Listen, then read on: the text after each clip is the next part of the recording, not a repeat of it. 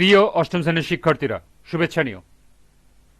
আজকে আমি তোমাদের বিজ্ঞান বিষয়ের নতুন বই থেকে দ্বিতীয় অধ্যায় জীবের বৃদ্ধি ও বংশগতি এর অনুশীলনী থেকে 2 নং সৃজনশীল প্রশ্নের সমাধান করে দেব।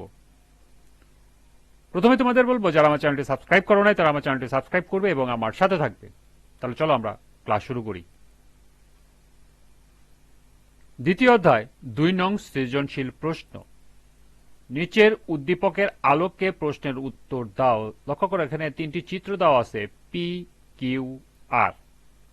প্রথম প্রশ্ন, ক্যারিওকাইনোসিস কাকে বলে? দ্বিতীয় প্রশ্ন, কোন বিভাজনকে হ্রাসমূলক বিভাজন বলা হয়? ব্যাখ্যা করো। তৃতীয় প্রশ্ন, আর কোষ বিভাজনটি ব্যাখ্যা করো। এবং সর্বশেষ প্রশ্ন, উন্নত জীবে পি ও কিউ কোষ বিভাজন প্রক্রিয়ায় তুলনামূলক বিশ্লেষণ করো। তো চলো এখন আমরা এই 4টি প্রশ্নের সমাধান দেখে নিই।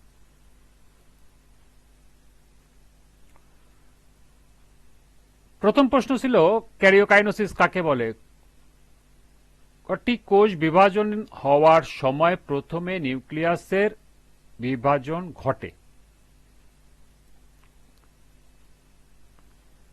এই নিউক্লিয়াসের বিভাজনকেই ক্যারিওকাইনোসিস বলে। এটি সাধারণত মাইটোসিস ও মিওসিস কোষ বিভাজনের ক্ষেত্রেই ঘটে এবং এর মাধ্যমে ক্রোমোজোমগুলো সমানভাবে কোণ না কোণে বণ্টিত হয়। এটা তোমরা একটি বাক্যেও লিখতে পারো, আবার একটু বড় করেও লিখতে পারো। প্রথম প্রশ্নের উত্তর, অর্থাৎ প্রথম প্রশ্নের ক নম্বরের উত্তর। দ্বিতীয় প্রশ্ন ছিল, কোন বিভাজনকে হ্রাসমূলক বিভাজন বলা হয়? ব্যাখ্যা করো। মিওসিস কোষ বিভাজনকে হ্রাসমূলক বিভাজন বলা হয়। মিওসিস হল এমন এক ধরনের কোষ বিভাজন যেখানে একটি ডিপ্লয়েড অর্থাৎ 2n কোষ থেকে 4টি হ্যাপ্লয়েড অর্থাৎ n কন্যা কোষ তৈরি করে। এই বিভাজনে ক্রোমোজোমগুলোর সংখ্যা অর্ধেক হয়ে যায়, তাই একে হ্রাসমূলক বিভাজন বলা হয়। মিওসিস বিভাজনের 2টি ধাপ সম্পন্ন হয়। মিওসিস 1 এর ধাপে সমজাতীয় ক্রোমোজোমগুলো পৃথক হয় এবং ক্রোমোজোম সংখ্যা 2n থেকে n এ নেমে আসে। মিওসিস 2 এর ধাপে মাইটোসিসের মতো, যেখানে ক্রোমাটিডগুলো পৃথক হয়, তবে এখানে আর ক্রোমোজোমগুলোর সংখ্যা হ্রাস পায় না। মিওসিস বিভাজনের মাধ্যমে জননকোষ অর্থাৎ শুক্রাণু ও ডিম্বাণু তৈরি হয়। নিষেকের সময় 2টি হ্যাপ্লয়েড কোষ মিলিত হয়ে ডিপ্লয়েড অবস্থা পুনঃপ্রতিষ্ঠিত করে, ফলে প্রজাতির ক্রোমোজোম সংখ্যা স্থির থাকে। তৃতীয় প্রশ্ন ছিল, আর কোষ বিভাজনটি ব্যাখ্যা করো। উদ্দীপকে আর চিত্রটি হল অ্যামাইটোসিস কোষ বিভাজন। এ ধরনের কোষ বিভাজন ব্যাকটেরিয়া, ইস্ট, ছত্রাক, অ্যামিবা ইত্যাদি আদিকোষ ও এককোষী জীবে হয়। অ্যামাইটোসিস হল কোষ বিভাজনের সবচেয়ে সহজ ও আদিম রূপ। এই বিভাজনে নিউক্লিয়াস ও ক্রোমোজোমের কোনো সুস্পষ্ট পর্যায় যেমন প্রোফেজ, মেটাফেজ ইত্যাদি দেখা যায় না। ক্রোমোজোমগুলো দৃশ্যমান হয় না।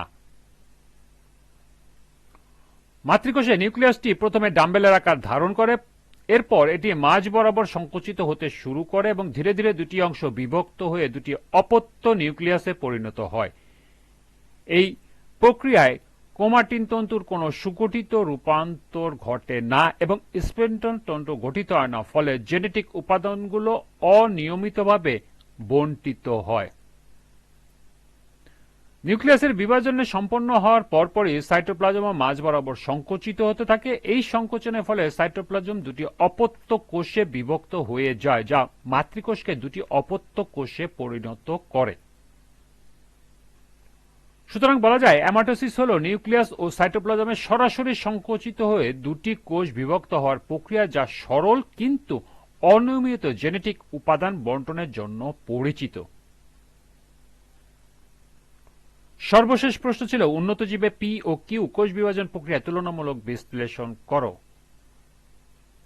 উদ্দীপকের পি চিত্রটি মিওসিস কোষ বিভাজন এবং কিউ চিত্রটি মাইটোসিস কোষ বিভাজন।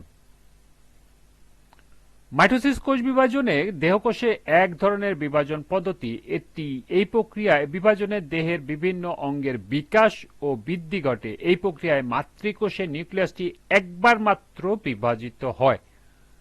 মাতৃকোষটি বিভাজিত হয়ে সম গুণ সম্পন্ন দুটি অপত্য কোষ সৃষ্টি করে। সৃষ্ট অপত্য কোষের মাধ্যমে ক্রোমোজোমের সংখ্যা মাতৃকোষের ক্রোমোজোমের সংখ্যার সমান হয়।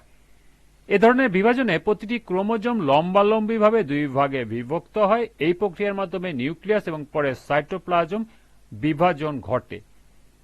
একবার কোষ বিভাজন, একবার ডিএনএ প্রতিলিপিত হয়। ডিপ্লয়েড জীবের জনন মাতৃকোষ ও হ্যাপ্লয়েড জীবের জাইগোট মিওসিস কোষ বিভাজন ঘটে। এ ধরনের কোষ বিভাজন একটি কোষ থেকে 4টি কোষ সৃষ্টি হয়। ক্রোমোজোম একবার বিভক্ত হয় এবং নিউক্লিয়াস দুইবার বিভক্ত হয়। সৃষ্ট 4টি কোষের নিউক্লিয়াসে ক্রোমোজোমের সংখ্যা মাতৃকোষের ক্রোমোজোমের সংখ্যার অর্ধেক হয়ে যায়। মিওসিস দুটি পর্যায় এবং 5টি উপদশা বিদ্যমান। বিভাজনে গ্যামেট তৈরি হয়, দুইবার কোষ বিভাজন এবং ডিএনএ একবার প্রতিলিপিত হয়। ক্রস ওভারের জন্য একটি ক্রোমোজোমের 2টি ক্রোমাটিড আলাদা হয়। এই ছিল 2 নং সৃজনশীলের 4টি প্রশ্নের সমাধান। আজকের ক্লাসটি এ পর্যন্তই। পরবর্তী ক্লাসে সংক্ষিপ্ত উত্তর প্রশ্নের সমাধান করে দেব। সবাইকে আবারও বলছি, যারা আমার চ্যানেলটি সাবস্ক্রাইব করো নাই তারা আমার চ্যানেলটি সাবস্ক্রাইব করবে এবং আমার সাথে থাকবে। সবাইকে পরবর্তী ক্লাস দেখার আমন্ত্রণ জানিয়ে আজকের মতো আমি এখানেই বিদায় নিচ্ছি। আল্লাহ হাফেজ।